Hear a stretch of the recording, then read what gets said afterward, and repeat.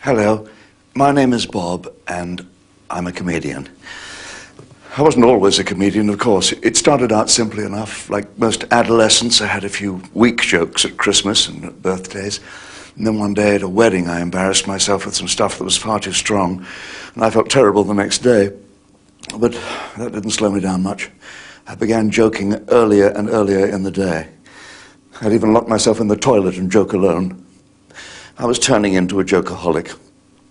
So I voluntarily applied for admission to a joke-free zone, and I've been at the BBC Television Centre ever since. Until now. I'm going on a joke binge. Join me?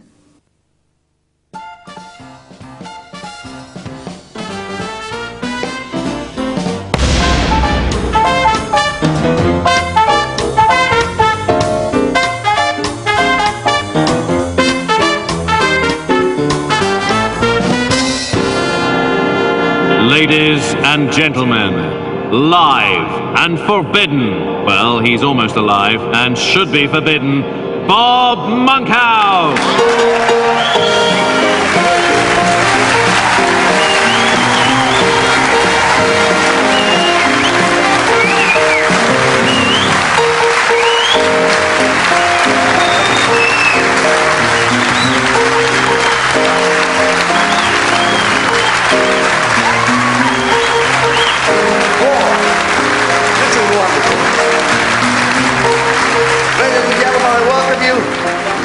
With all my heart, to the one and only Lakeside.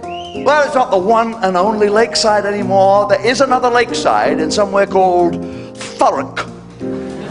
I don't know where the hell Thurrock is. It's a shopping mall. My wife went there. Animal rights activists threw paint over her because she was wearing a hat made of fox fur. And I feel partly responsible because when she told me she was going to Thurrock, she thought I said, "Where the fox at?"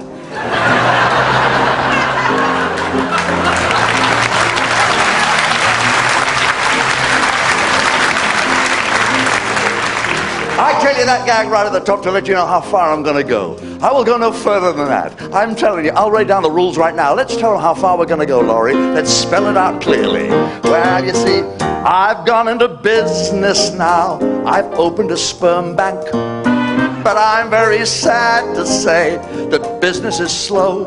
I'm running it at a loss, 'cause nobody gives a toss.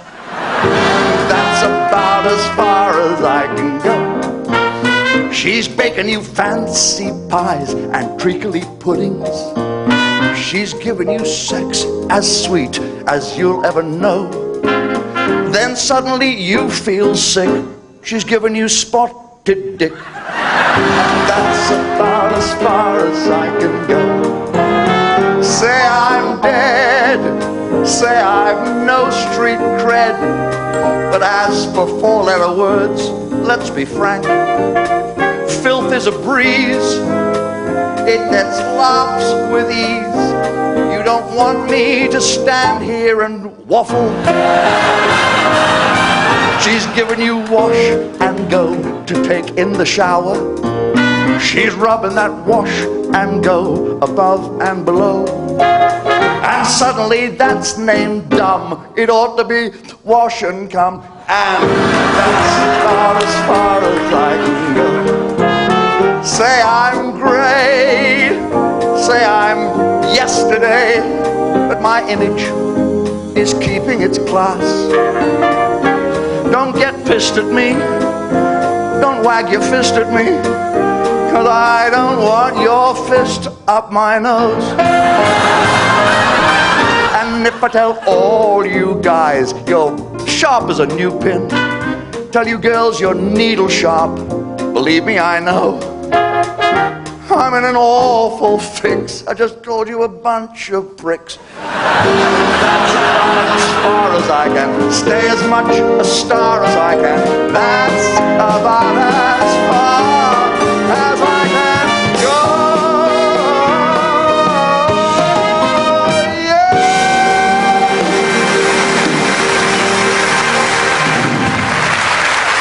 Thank you, folks. Welcome to the show. Thank you for being here. It's great to see, I love doing the fact that we're doing another video here in Lakeside. It's got style. This place has style. You want bread? A bread waiter comes over to your table and gives you bread. A water waiter comes over and gives you water. A head waiter comes over and gives you the perfect service.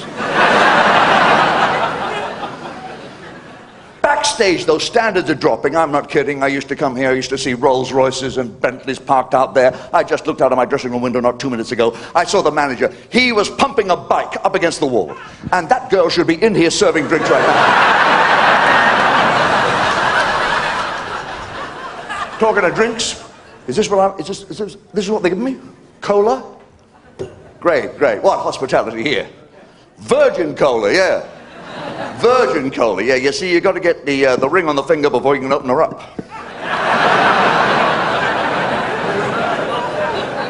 Remember cherry cola? That didn't last long either. I heard rumors of 7-Up. People say to me, before you start doing a video like this, because it's going to be sold in hundreds of thousands of copies, do you get nervous? Now, very early in my life in show business, I discovered that an audience can smell fear, especially if you crap yourself as you walk on. Fear is something we all share. Anybody here with fear of flying? Anybody with a fear of flying? Yes, yes, yes. Believe me, I understand, but I want to tell you something. You haven't got a fear of flying. You think you have a fear of flying, you haven't. What you have a fear of is being 2 miles up in a plane and suddenly not flying. You definitely don't have a fear of flying. If you're 2 miles up in a plane and the tail drops off, you're going to go, flying is my favorite. I don't like airline food. That's the reason I don't like flying. Their food is worse than my wife's, and you can't imagine that. Last week, she served me something for dinner. It was so foul, I gave it to the dog, and he licked his ass to get the taste out of his mouth.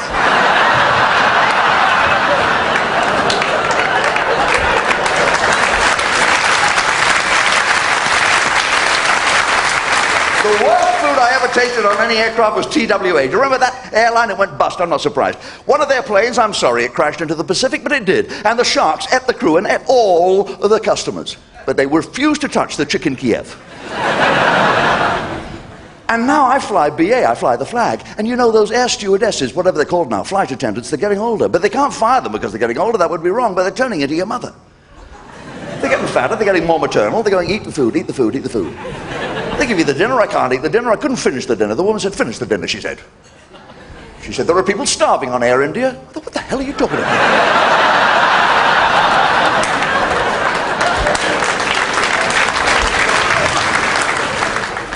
We flew in, must say, good flight, but on the landing, just as we came into Heathrow, the plane went like that. And as I got off the plane, I passed the pilot. I said, excuse me, nice flight, thank you. But as we came in, why did the plane go? And he said, I don't know.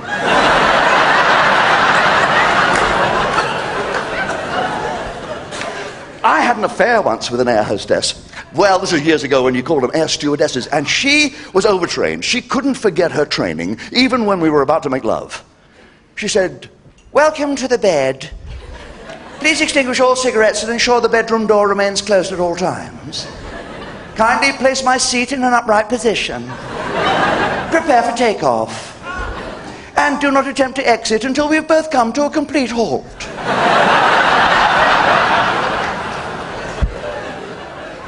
And what she meant when she said, place over the nose and mouth and breathe normally is nothing to do with you.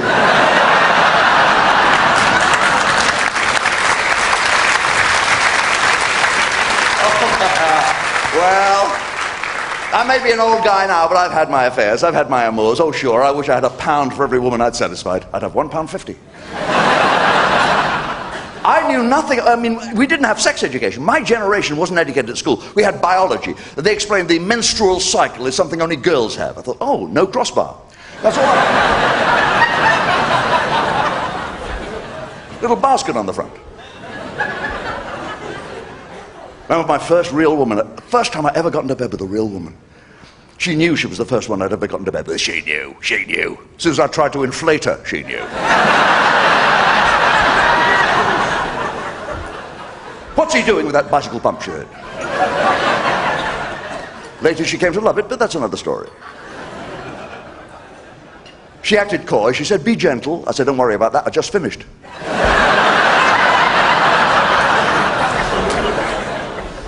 But she was good. I mean, I was only about, I don't know, 18, 19. She got me going again. And you know, a young man that age, my God, I wasn't bad. I performed fairly well. As soon as I'd finished, she went in the bathroom. She came out with the baby. She said, this is yours. You've got to support him.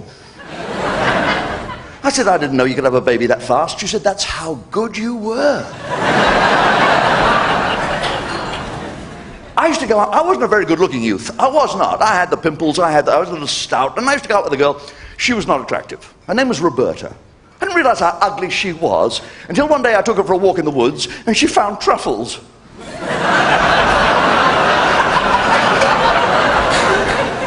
She went to Ireland. They made her put a bag over her head before she could kiss the Blarney Stone. This is ugly, right? I'm talking about wolf ugly. Do you know what I mean by wolf ugly? Wolf ugly is when you wake up in the morning and you find you've got your arm round her, and rather than wake her up, you chew your own arm off.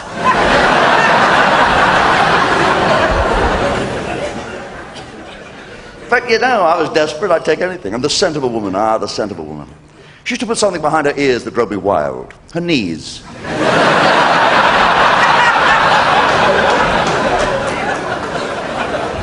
Roberta. Her name was Roberta. Did I mention that? My name was Robert. I was christened Robert. They shortened it to Bob. They shortened her name to Bobby. Then her friends called her Bob. We were the two Bobs. We were going around together. We were the two Bobs. Hello, Bob. And Bob, Bob. There's Bob, Bob. She used to call out my name. While we were having sex, she'd go, Bob, Bob. I think she meant me. She could have meant her. I don't know. But I gave her the benefit of the doubt, and I called out her name. I went, Bob. Very strange to hear us going, Bob, Bob, Bob, Bob, Bob, Bob, Bob, Bob, Bob, Bob. Sounded as if we were shagging in a Swiss valley, ladies and gentlemen.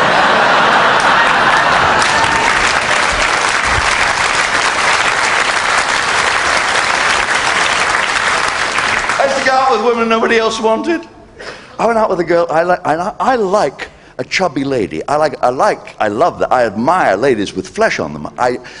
My favorite sort of woman is a woman who's so big you can fondle her all night and never touch the same place twice. But this woman was so big. First time I had sex with her, 5 minutes getting on top. 5 minutes it took me, clambering on top.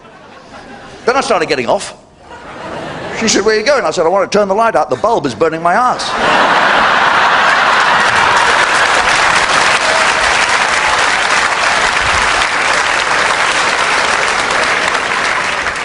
I'm a fine one to talk about weight, aren't I? Look at the weight I've put on the last couple of years. I've reached the age where I'm not only retaining water, I'm leaking it at the same time. I'm trying to reduce it. You know, when a man has sex with a woman, he can use up to 250 calories. 3,000 if she keeps her tights on.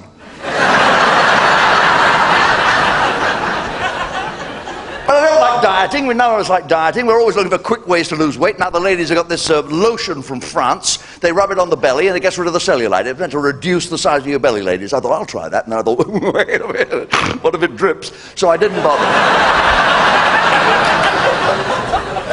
My wife's a size now. You should see my wife now. Is she big? I took her to the opera. Nobody would leave until she sang. She's tried liposuction. Do you know about that? They suck the fat out of you. They literally suck the fat out of you. Well, she has burnt out 2 hoovers so far. They say you go to the liposuction clinic and they suck the fat out. And it's just like going to the hairdressers. They go, okay, could you take a little off that side, please? And the same amount off that side, please. And could you leave the parting in the middle where it is? You know the worst time for putting on weight? You know this. If you're a smoker and you stop smoking, boom, bound to happen. I know my wife smokes. She says it's a hobby, like stamp collecting. Do you buy that? Smoking is a hobby, like stamp collecting?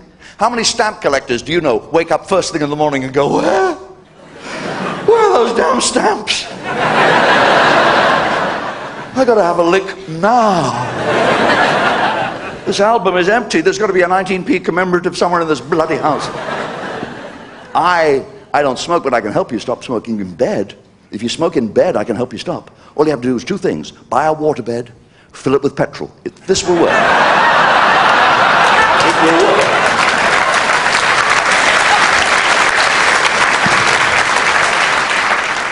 I have a sister. She's a nymphomaniac slut. Her name is Beryl. She smokes a pipe. I think she does. She says there's nothing like clamping your lips around an old church warden. But I think you can give up smoking if you make yourself proud of it.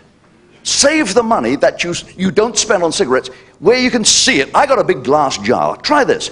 I put it on the mantelpiece, and all the money that I saved by not buying cigarettes, I put in the glass jar. And I felt proud to see it build up. And then at the end of the month, I would take that money into town and buy cocaine.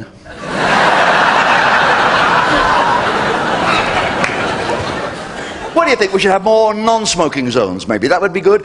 The French, in France, you're not allowed to smoke in public areas. Gosh, I hope this doesn't make the French people hostile and irritable. People, yeah.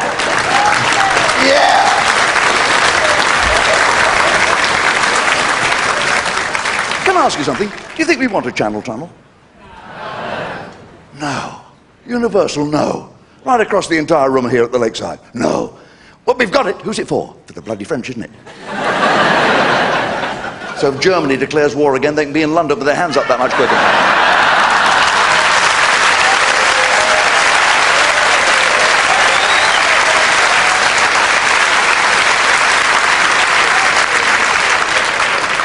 You know, people are suing the tobacco companies for lung infection. Do you know about this?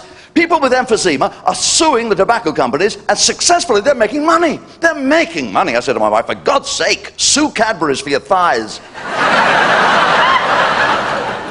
The women I feel sorry for, I feel really sorry for you girls who are trying to give it up.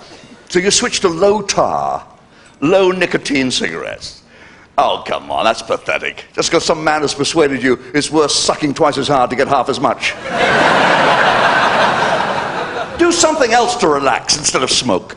Get a pet. You know, if you stroke an animal, slows down your heartbeat, you live longer, you relax. I have a pussycat called Sydney, and I stroke my pussycat, and I love my pussycat. They're expensive. Cats are expensive because, no, not just cat food. Cat food is not expensive, but veterinary fees are expensive.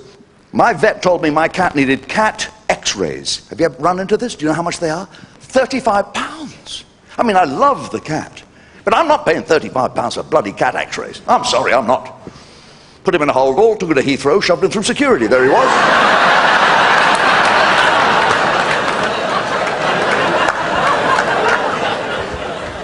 We got a dog living with us at the moment, my daughter's dog. She got pregnant, she's allergic to dog hair, we have to look after her dog. She thought it was funny to name the dog after me. The dog is called Bob.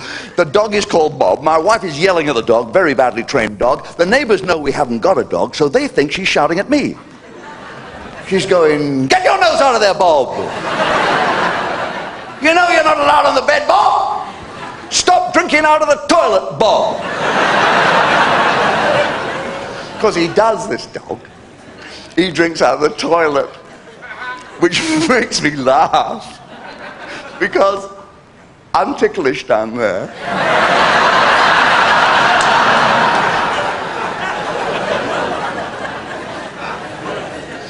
Give you a tip. If you've got a dog, I'll give you a tip. If your dog poos in the house, if the dog does little jobs in the house, here's a tip.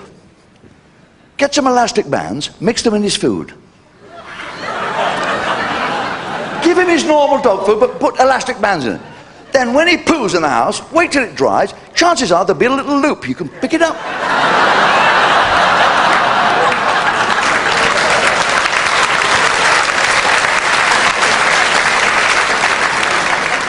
Sling it next door.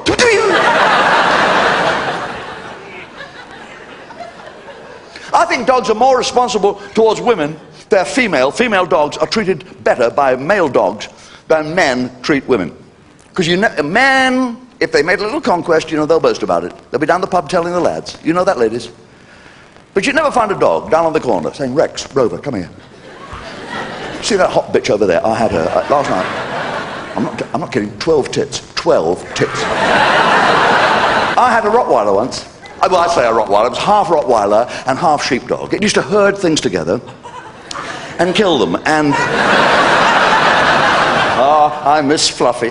But my brother has a pit bull. They're terrifying. Pit bull terriers are terrifying. And when they bite people, what do? They take them to the vet. and castrate them. Excuse me, that's the wrong end. Pull their teeth out. If you take their bollocks off, you've nowhere to kick them.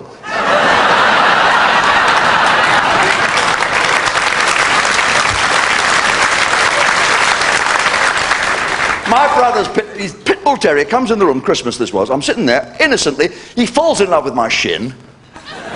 Oh yes, gets the hots for my right leg, starts having it away with me. He's a pit bull terrier, for Christ's sake. What am I supposed to do? I faked an orgasm. And dogs, the moment you meet a dog, where does it sniff? Where does it sniff? Not your foot, is it, or your hand? It's straight in there, isn't it? And what do people say when that happens? They go, oh, ha, ha, ha, he's smelling my dog. Well, you keep it in a bloody funny place, don't you? Why don't you unzip your fly, let him breathe a little bit? That's why I don't like big dogs, because big dogs, wherever you are, when big dogs come in the room, they run over you and they stick their snouts in your crotch and they go.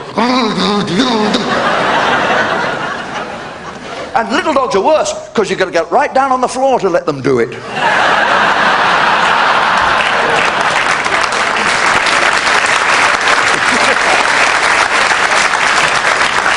I think dogs are smarter than us, you know.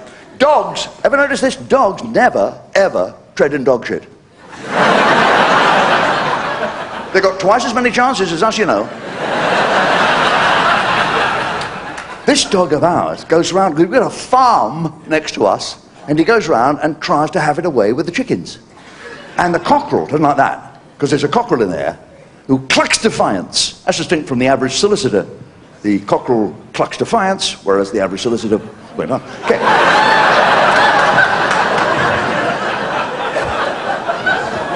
Now, I don't know what a cockerel's got to be so cocky about. I heard on a program on TV that a cockerel, when he has sex with a hen, takes 1/4 of a second. 1/4 of a second. You feel better about this, man? Yes. That's all it takes. He goes, cock-a-doodle-doo, and he already cock-a-doodle-did, didn't he? How long is 1/4 of a second? I don't know how to measure that. Is that 1/4 of a second? That's it? That's all it is, isn't it? That's 1/4 of a second. What's that like for the hens? They're in the farmyard picking up corn. Well, there's some corn over there. What the hell is that?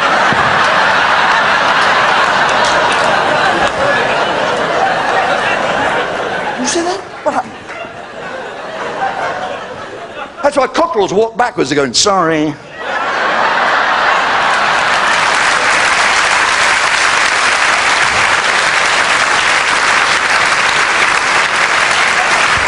You're a wonderful audience. Is there anyone here from Reading tonight? Anyone from Reading?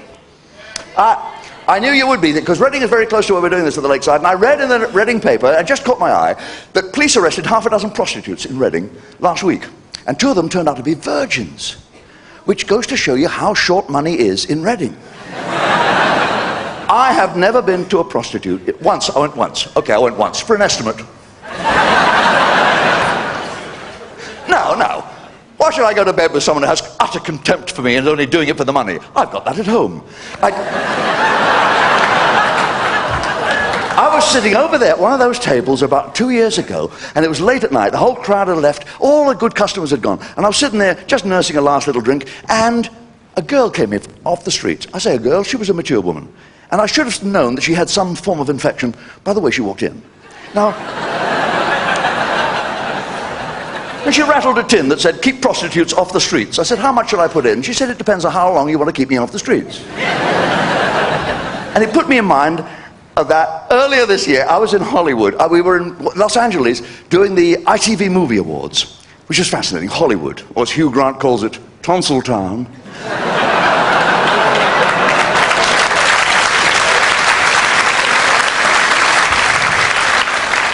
I went to the Porno Awards. Do you ever watch porno movies? Have you ever seen a porno movie? You see, with a porno movie, what annoys me is the plot's never any good.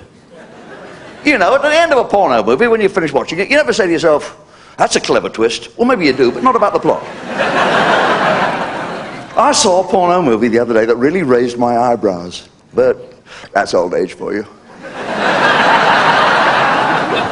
My wife's a prude, she doesn't approve. She said, if ever I caught you watching a hardcore porno film, I'd kill myself. I thought, wait, hold on, Bob, this is too easy. Because now everybody's making them. Every little cheap jack, little firm, every little get-rich-quick firm is ripping off Disney. They're remaking the Disney classics. That's wicked. Destroys your illusions. They're making films called Herpes, the Love Bug. Debbie Does Dumbo. They've even remade Pinocchio as a blue movie. The leading actress sits on Pinocchio's face and says, tell a lie, tell the truth, tell a lie, tell the truth.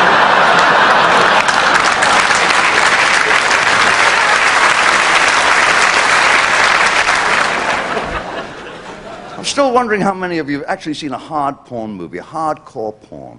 See, my doctor, I have a nice doctor, but when he was a young medical student, in order to pay his fees, he used to act in porno movies, and this affects his practice even today. When he's giving you an injection, at the last minute, he pulls it out and squirts it over you.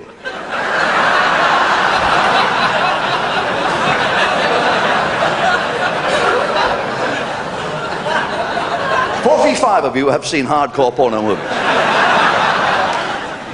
I like my doctor. I went for a complete medical examination. Because you get to my age, you have to be very careful. You know, you want to know how long you're going to live. So he gave me a complete medical examination. At one point, we got 2 complete. I was bending over like this. He said, do you mind if I insert 1 finger? I said, insert 2. I'd like a second opinion.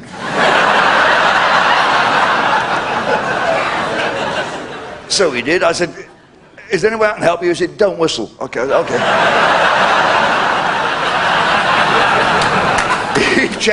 He checked my blood count, he checked my pulse rate, he checked everything, and then he said, you wouldn't believe this. He said, I want a sperm count. I said, what are you talking about? Man of my age, a sperm count? You're kidding. Because you know, when you're a young man, and you actually erupt. I said to my wife the other day, isn't it amazing that it takes a young man 500,000 sperm to fertilize 1 egg? I wonder why that is. She said, because they're men and they won't ask for bloody directions.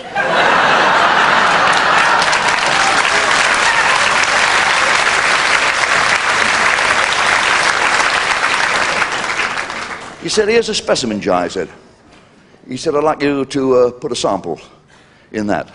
I said, what now? He said, possible, yes, now. I said, I can't do it now. I said, you know, if I were a young man, every 5 minutes I could have done it. But I'm an older man now, I really can't do that. He said, well, take the jar home and do it as soon as you can and bring it back. He said, you fill it. I said, fill it? He said, give me a measurable specimen and come back with it. I said, all right. Now, I'm in misery now, this bloody jar. I'll take it home, I'll go in the bathroom. It's years since I locked myself in the bathroom, ladies and gentlemen. It's a humiliating thing for a man of my age to have to do this. Well, I thought, well, try it differently than you used to, so I tried it with my left hand. I thought it might be a novelty, you know. I damn nearly sprained my wrist after 10 minutes, you know. So I've got a dodgy elbow, but I switched to the right hand. Still no result, so I called on the wife to help. She wrapped a cloth around it and tried both hands. She said,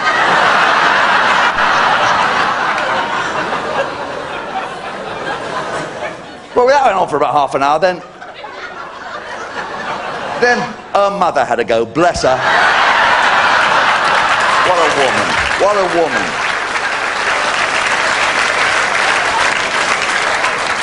She tried it with her teeth in, she tried it with her teeth. Ladies and gentlemen, we could not get the lid off that bloody jar.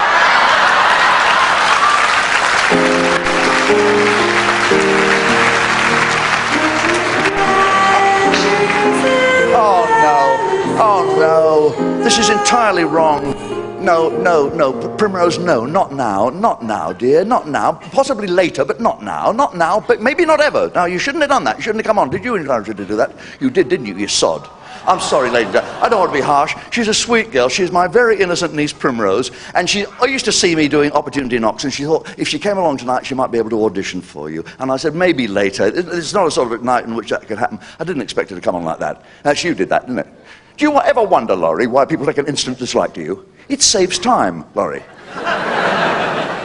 This gang of louts you brought with you, the difference between me and Prince Philip driving a 4-horse carriage is that he only has to look at 4 arseholes.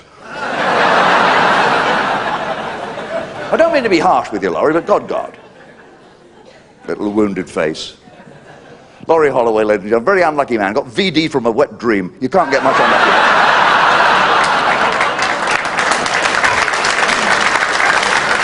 I'm sorry about that with Primrose.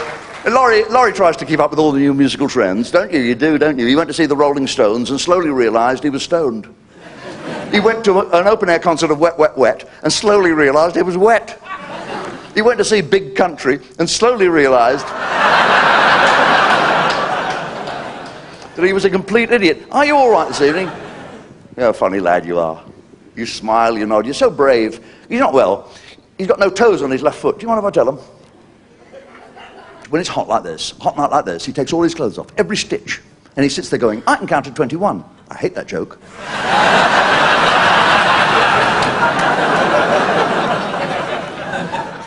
And he's drinking, he's getting it down him, and he's got on a hot night like this, he's got the electric fan there with the metal blades. And he thinks to himself, I'll cut my toenails on the cheap. Oh yeah, only sticks his footy into the electric fan. Boom! Suddenly the air is filled with a blur of flying piggies. Little toes going, he's sitting there, stoned out of his mind, chug-a-lugging the meths, singing Toot Toot Tootsie Goodbye. Don't feel sorry for him. He pulls the birds when he tells them he's got a foot and a half. They say, really? The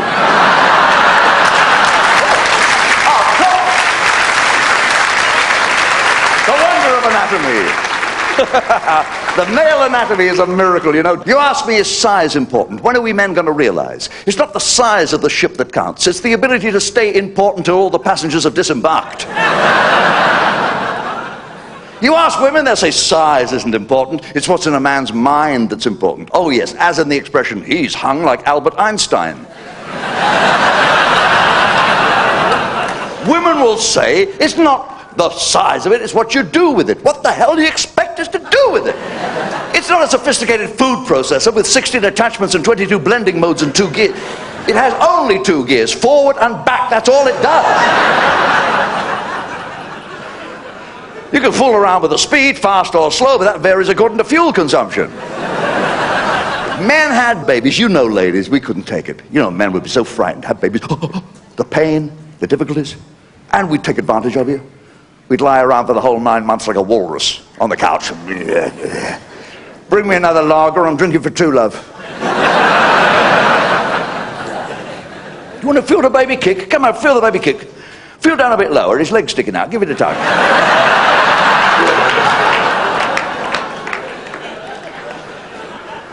Another prenatal clinic, can you imagine men when they started to develop breasts to feed the baby? You start to get bigger and bigger and we go, you know, you ladies, when you start to feed a baby, you look like Madonna and Child. It's a beautiful picture. We would be squirting one another. Hold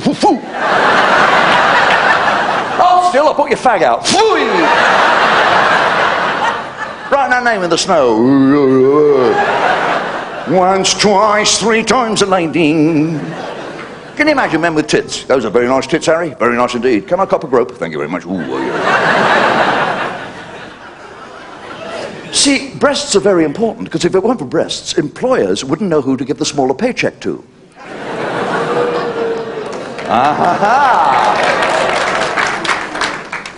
Breasts are an amazing thing because some men think the bigger a woman's breasts are, the less intelligent she is. It's the opposite with me.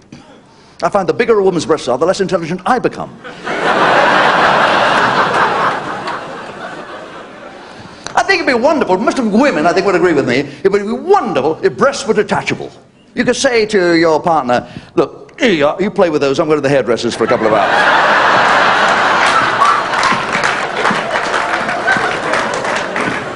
If God had designed women properly, you would have detachable breasts. You'd have different sets, different sizes of breasts. You know, you go, well, I'm going to go jogging, I'll put on the weenies. Oh, I'm going to see the bank manager about extending my overdraft.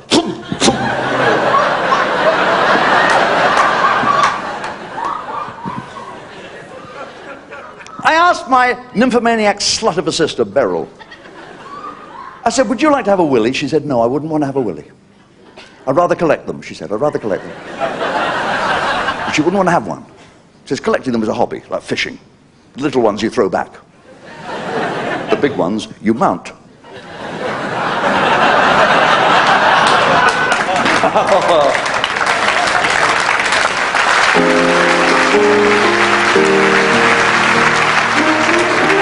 Oh no, I'm sorry about this. It's Primrose again. I'm sorry, no darling, not now. Not now, sweetheart, I'm sorry, if at all, later, not now, darling. I'm sorry to disappoint you. I know. Breaks my heart to be hard with her. She's never been touched. She's virginal. She's like the Mary Celeste, alone, silent, and has no semen in her whatsoever. The most innocent member of my family, unlike my son, by the way. Found out the other day my youngest son is gay. He told us over Christmas dinner. He chose to do it over Christmas dinner. When he said, please, would you pass the Brussels sprouts to a homosexual? And she passed them to me, there was a hell of a row. I said, are you sure you're gay, son? I said, are you seeing a psychiatrist? He said, no, a corporal in the guards. He's having trouble with his landlord because he hasn't got the money. I said, haven't you paid your rent, boy? He said, yes, that's why I haven't got the money.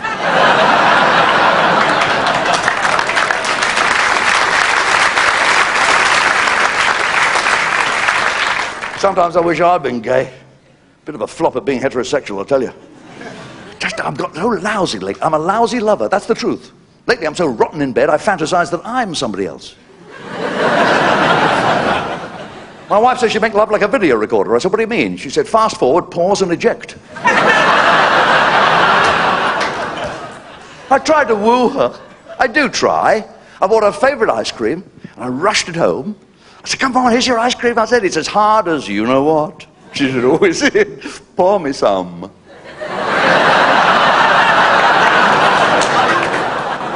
I'm getting fed up with her. I hate to please her these days. I've got to the point where I hate to please her. I buy condoms that are ribbed for extra pleasure, but I turn them inside out. I hate buying condoms. Don't you hate it? Oh my God. Don't you hate it when you see that sign? These condoms have been pre-tested. By whom, I'd like to know. I want names and pictures. And they come in different sizes now. Did you know that? If you haven't known that, of the last 4 weeks you've been able to buy condoms in different sizes. How embarrassing is that going to be when a man walks into a chemist shop and says, can I buy a packet, please? Packet of 3, please. What size? Petite. How are they going to deal with men who don't know their size? Suppose we go in there, we don't know what size we are. We're going to have a shoe measuring device hanging up. Have a board with different size holes in it. You know men are going to lie. They're not going to tell the truth, are they? You know men. Come on, women, you know. They're going to go in there and go, packet of 3, please, darling. Size? What size have you got, dear? Small? No, I don't think so. Medium? Not what I'd call it, love. Large? What else have you got? Oh, yeah, I'll take the majestic. Yeah. And what's he going to do with that when he gets it home? 3 sizes too big. What's he going to use? Inner soles? Do you know who buys condoms in this country? 54% of the condoms sold in this country are bought by women. By women. You women buy them. Oh, yes. How many women here in the Lakeside tonight have bought condoms within the last 7 days? Suddenly it's Catholic night at the Lakeside. I'll do the rest of the act in Latin. Women buy fancy condoms. This is what it says. Statistically, men buy plain condoms, absolutely plain ones, because they're practical. But women buy the fancy ones. Different colors, different shapes, little knobs and ribs, little bumps, little ticklers and feathers on them. You can make shadow puppets with these things. Look, a bunny rabbit. Hop, hop, hop. Different colors. What's the colors about? What things the colors about? That's fantasy, right, ladies? Am I guessing right? You put a green one on your partner. Have him stand on the bed going, ho, ho, ho.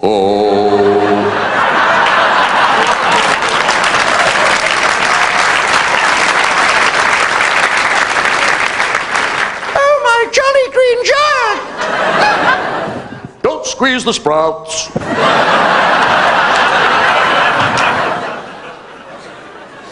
Flavor. They're different flavors. flavors now. When did you develop taste buds down there? You can buy them every kind of flavor. I bought a whole box. Wild strawberry. I tasted one. Well, that box was empty before I knew it. They're so Moorish. They're like bubble gum, except you can blow much bigger bubbles. And now they've got them so they glow. Do you know about these? They glow in the dark. Oh, my slut of a sister, her face lights up when she sees one of these.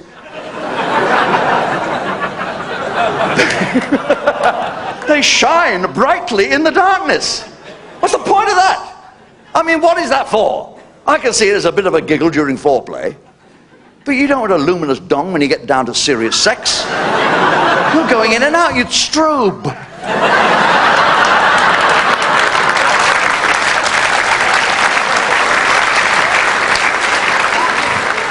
What's someone going to think if they're watching your window from outside in the dark?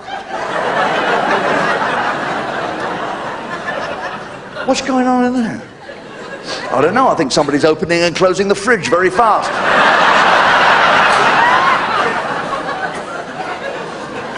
These days, they didn't have them when I was young. Sex toys, marvelous. I took my wife to an adult toy shop. An adult toy shop. They sell these things. They sell stuff I've never heard of. Do you know about edible panties? Edible underwear? Do you know about this? Edible panties. My wife said, why don't we try those? I don't eat her cooking. I'm not going to eat her knickers. Mr. Swell Guy, the cream, Mr. Swell Guy. You heard of this?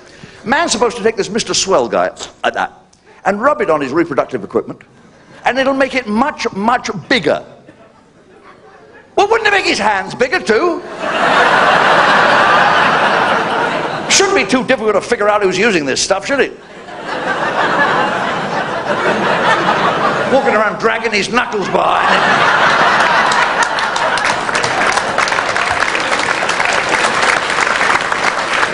And inflatable women, isn't this pathetic, ladies?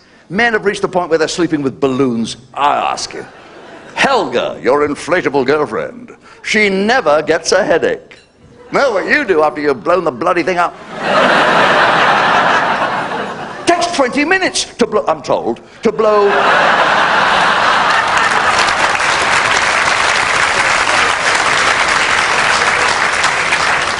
And you know, men, when they want sex, they want it now.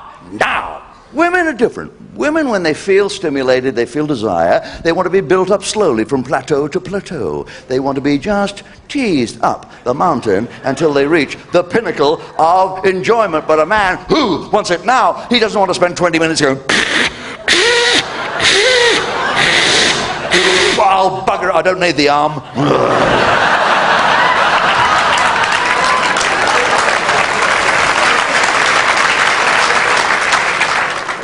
I made the mistake of buying a book which turned my wife on.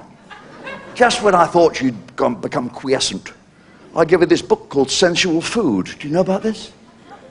You cover your partner's body with whipped cream and then slowly lick it off. She said, we've got to try this, she said. You cover my body with whipped cream, she said, and slowly lick it off. I don't like whipped cream.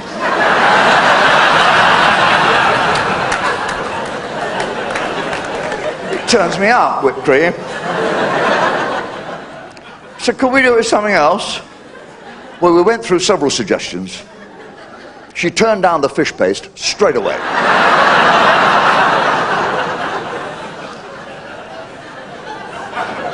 She wouldn't have the Branston pickle or the Campbell condensed soup, mainly on account of little bits getting lodged. And after he'd gone through everything that Sainsbury's or Tesco's had to offer, she eventually settled, very grudgingly I may say, for Marmite. 12 and a half jars, ladies and gentlemen. I went through 12 and a half jars. When I finished, you lay there like a giant twiglet.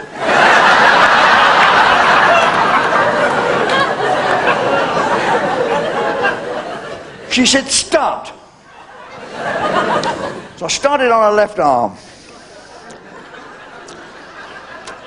It's ever so rich, you know, that stuff. Got the arm completely clear. I felt full and I nodded off.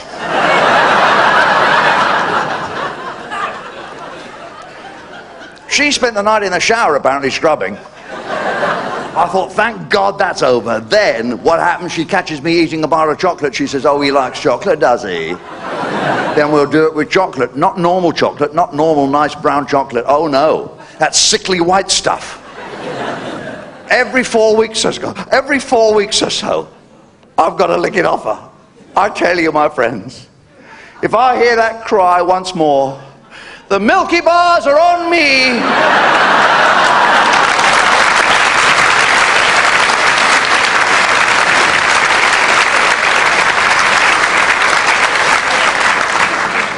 You've been a wonderful audience tonight.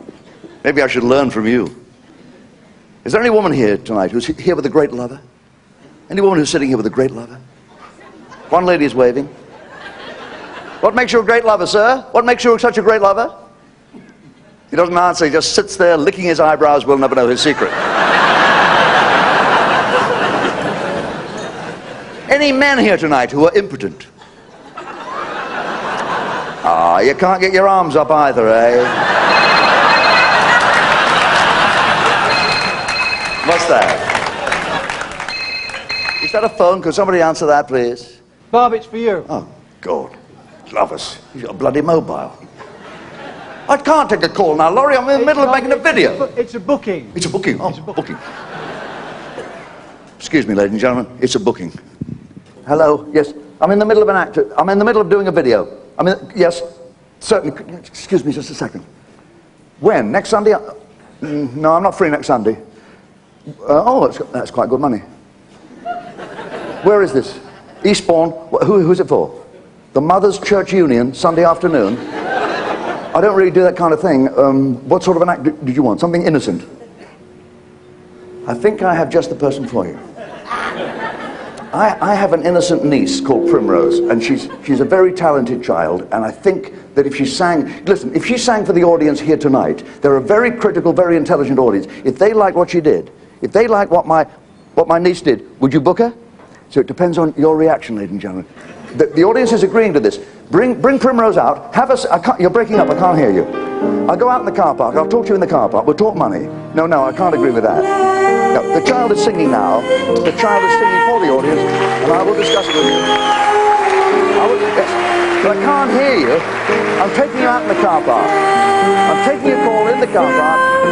Yes, we'll discuss money out here. There's no place like home.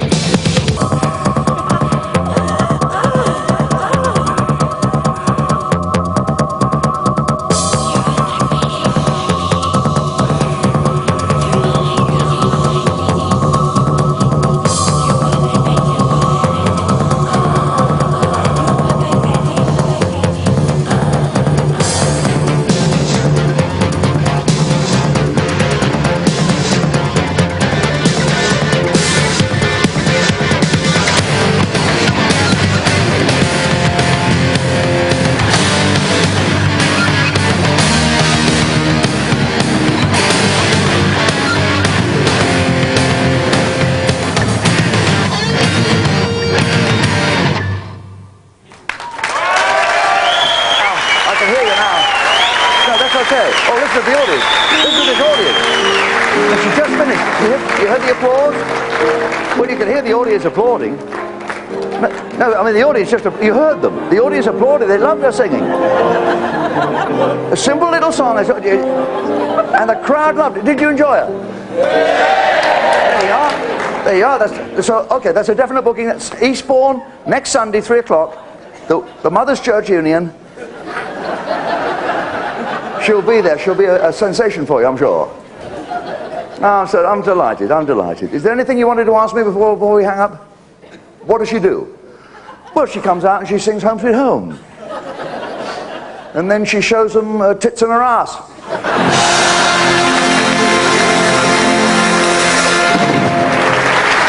Ladies and gentlemen, please show your appreciation for our innocent niece, Primrose.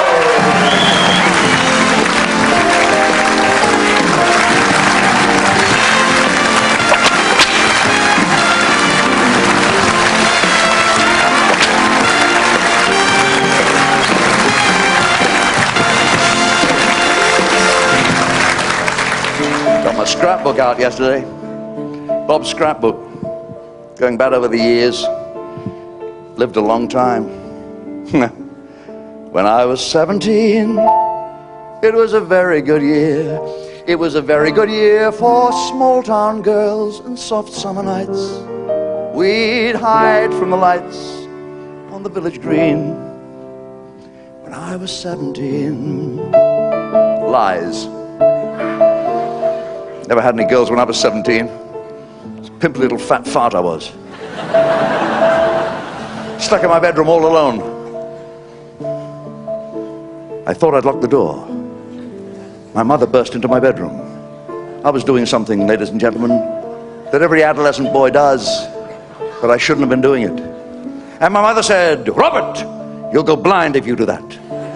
Because, you see, I was trying to poke my eyes out with a stick.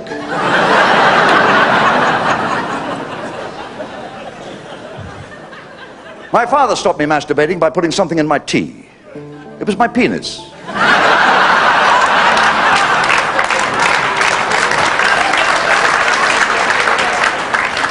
When I was 21, it was a very good year. It was a very good year for city girls who lived up the stair with perfumed hair that came undone. When I was 21, I was so desperate to meet a girl when I was 21. I had no opening conversational gambit. I didn't know how to chat up a girl up.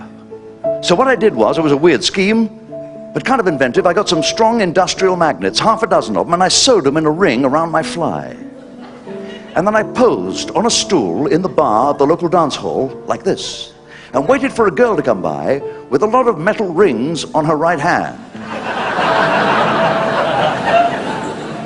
I figured her hand would fly into my fly, and this would be a delicate way of starting a conversation. I must have been looking the other way when this short man with braces on his teeth came by.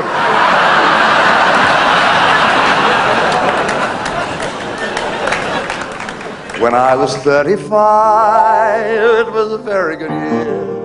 It was a very good year for blue-blooded girls of independent means. We'd ride in limousines their chauffeurs would drive. When I was 35, I remember I once went to an orgy. I remember the one I went to so clearly. It was kind of embarrassing, because afterwards you didn't know who to thank. There were about 17 of us there. We all took our clothes off. We were sort of inhibited. Somebody opened a bottle of whiskey. I got my first unintentional laugh of the evening when I said, "Mine's a large one." We had a wonderful time. I've never forgotten it. It was sensational. But the following morning, the worst thing in the world had happened to me. I went into the bathroom as a man does. I looked down as a man does, and I saw a blister in a place where a man never wants to see a blister. I was panicking. I rushed to the doctor. I showed it to him. I said, "What do you think? Is there someone out there with an unspeakable disease?" He said, "No, there's someone out there with only one contact lens."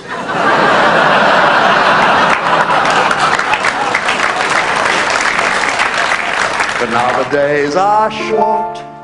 I'm in the autumn of the year, and I think of my life as vintage wine from fine old kegs. From the brim to the dregs, it poured fine and clear.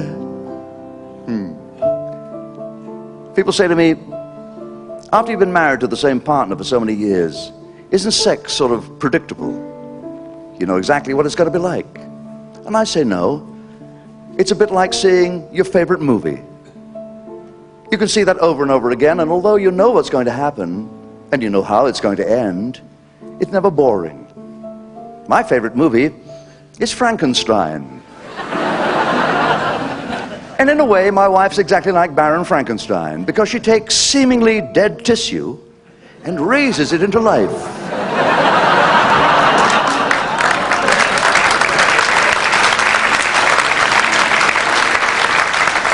And it becomes a monster, a huge monster. And then the plot continues as you know it will. The creator and the monster struggle. There's a climax. And then the very person who has created this giant beast returns it to the inanimate state in which he found it. And in a way, every year it gets better and better, because my wife looks more and more like Peter Cushing. And though it hasn't all been heaven, for an old fart of 67, it's been a very good year.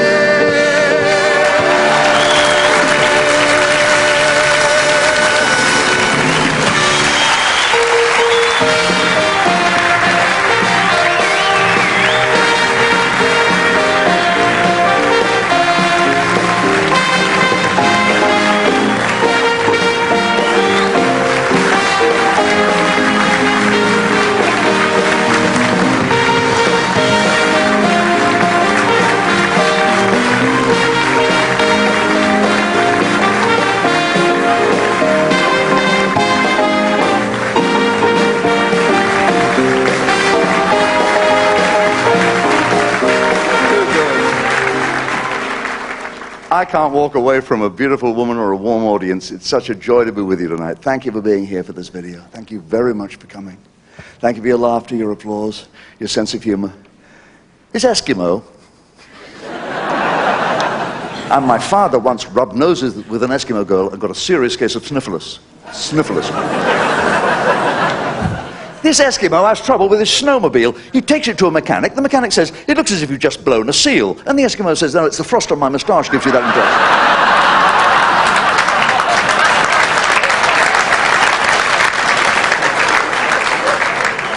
impression. King Saud says to Lawrence of Arabia, would you do me a favor? Would you take 12 virgins across the Sahara Desert to a holy retreat on Mount Ararat? He says, yes, of course I will. He said, but they can't ride camels, otherwise they might injure their perfect virginity. They have to go on foot. And they must never look upon a man's nakedness, else they cannot become brides of Allah. And Lawrence of Arabia says, trust me, squire. He takes them off across the featureless desert, and he's been 2 days out when he realizes he's made a horrible mistake. He's bursting for a pee. There's nowhere to pee. It's all right for the virgins, they can squat down, they've got all these robes. But he can't even risk the prick of a cactus, because there isn't one. 3 days out, he is in agony. Cannot pee anywhere. Sees a Bedouin coming the other way. Beckons him over. He says, do you want to earn half a shekel? The Bedouin says, yes, Effendi. He said, well, come a little closer. I don't want those girls to hear. He said, I want you to keep them amused for a few moments. Could you do that? He said, I don't know, Effendi. He said, yes, you could. What I want you to do is say, when they handed out brains, I thought they said trains, and I missed mine. When they handed out noses, I thought they said roses, and I asked for a big red one. When they handed out ears, I thought they said beers, I asked for 2 jugs. When they handed out chins, I thought they said gins, I asked for a double. And when they handed out legs, I thought they said kegs, I asked for 2 big ones. Can you remember that? He said, no. He said, well, repeat it back to me. He said, I'll try. When they handed out brains, I thought they said trains, and I missed one. I handed out noses, I thought they said You're pissing down my leg, aren't you?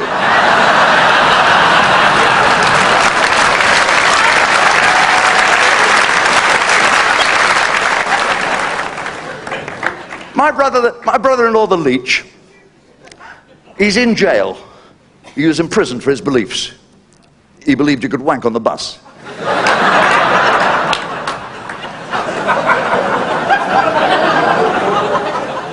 And a man in jail with another man always wants to know what he's in for. He said, what are you in for? The other fellow said, well, you know. Animal husbandry, you could call it.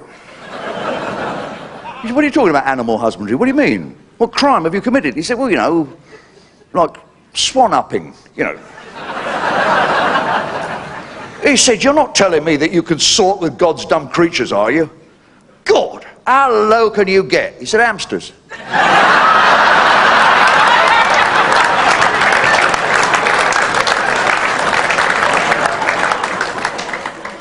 Prince Edward, last night in the Marines, his very last night serving in the Marines, Prince Edward was given a wonderful dinner, a marvelous ball, and around about midnight he left slightly the worse for booze.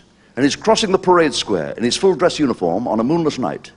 When it came over him that he'd had too much to drink, the cold air hit him all down the front.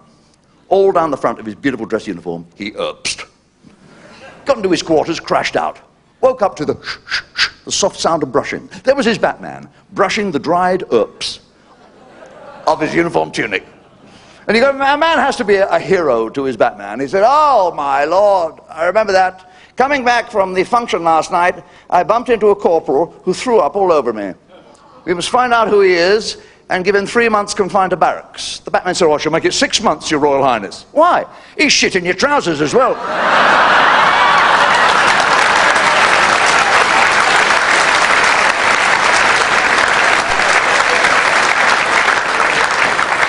And if you were wondering how far I'd go tonight, that's about as far as I can go. That prostitute called Divine is back in the headlines. She wants to become a student, but I don't know. The authorities say she can't. She's already blown one grant. And that's about as far as I can go. Your buddy has bought a barge to take on the water. Upon some far canal, he goes with the flow.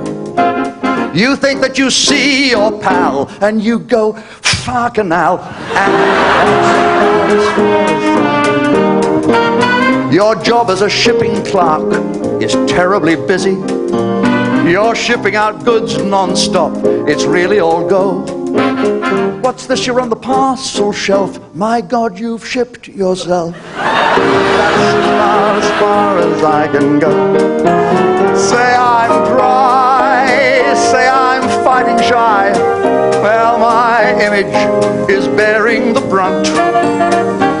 I may plan to be Superman, but really I'm just a Clark Kent. And if you should ask for more, I'll spell it out for you. Those 2 words, for and more, have an R and an O. And though there's an F in for, there ain't no F in more.